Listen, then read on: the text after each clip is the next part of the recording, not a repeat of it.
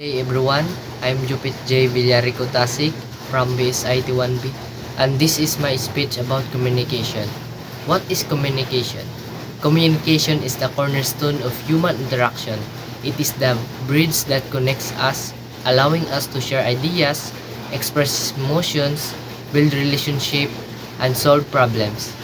In its simplest form, communication is the act of conveying information, but in its complexity, it encompasses verbal, non-verbal, written, and digital forms of expression.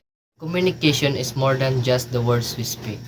It involves tone of voice, body language, facial expressions, and even silence. Non-verbal cues often carry more weight than spoken words, and they can either reinforce or contradict the message we are trying to convey. For example, a warm smile can express friendliness, while crossed arms might indicate defensiveness or discomfort, regardless of the words we say. In addition to nonverbal cues, listening is just as vital as speaking in effective communication. Listening is an active process where we not only hear the words but also understand the context and emotions behind them. Good communication is a two-way street. It involves both expressing ourselves clearly and being attentive to others.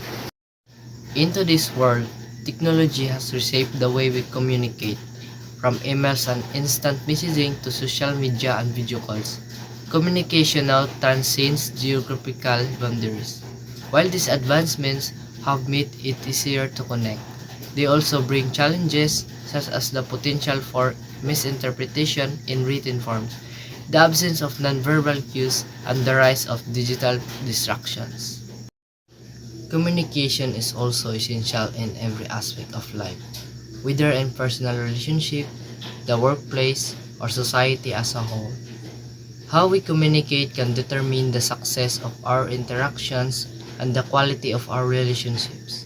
Effective communication can solve conflicts, inspire people, build trust, and foster cooperation. In conclusion, communication is not just about sending and receiving messages. It is about understanding, empathy, and connection. Let us all strive to be better communicators by being mindful of how we express ourselves, actively listening to others, and embracing both verbal and non-verbal forms of communication. When we communicate effectively, we open the doors to stronger relationships, greater understanding, and a more united world.